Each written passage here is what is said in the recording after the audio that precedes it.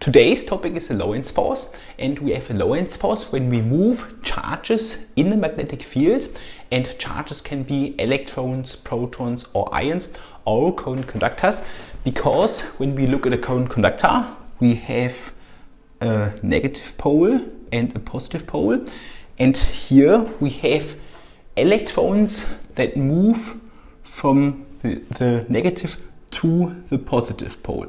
So we have moving electrons, also moving charges, and we have a Lorentz force. And now, first example, we have a horseshoe magnet, and now when we move electrons into the horseshoe magnet, we have a Lorentz force, and now we can determine the direction of the Lorentz force with the left hand rule, and here the thumb points in the direction of the moving electrons, so to the right. The index finger points in the direction of the magnetic field, always from North Pole to South Pole, so upwards, and the resulting middle finger points in the direction of the Lorentz force, so into the whiteboard, which would mean that when we move electrons into the horseshoe magnet, the electrons would be deflected into the board.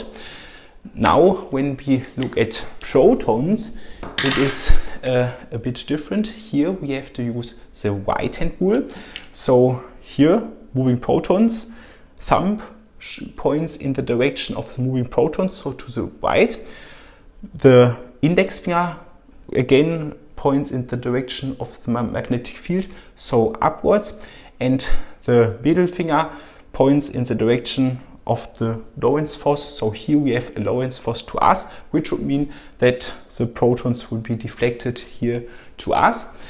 And there is another representation of the magnetic field here with crossed circles. I want to show it to you. Here, crossed circles mean that we have a magnetic field into the whiteboard, which would mean here we look at electrons, and now we move those electrons upwards in the magnetic field.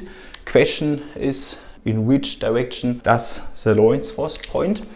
And here again we use the left hand rule. Thumb shows upwards. The index finger points in the direction of the magnetic field, so into the board.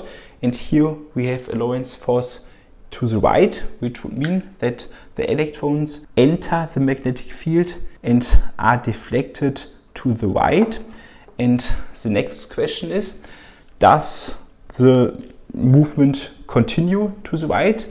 No, because when we use the left hand rule again, here when the electrons are deflected to the right, we have a movement of the electrons to the right, so thumb points in the right direction. Then the index finger shows into the board, and now we have here with the middle finger a Lorentz force downwards. And here this results in a circular movement. So here electrons here enters magnetic field. First Lorentz force, I have shown to Lorentz force points in the right direction, and here the movement changes and now Lorentz force points downwards. So we have a circular movement. This was the direction of the Lorentz force.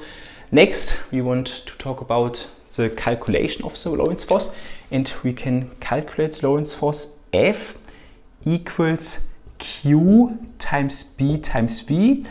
Q is a charge. When we look at electrons, electrons have a charge of 1.602 times 10 to the power of minus 19 Coulomb. B is the magnetic field, and V is the velocity of the electrons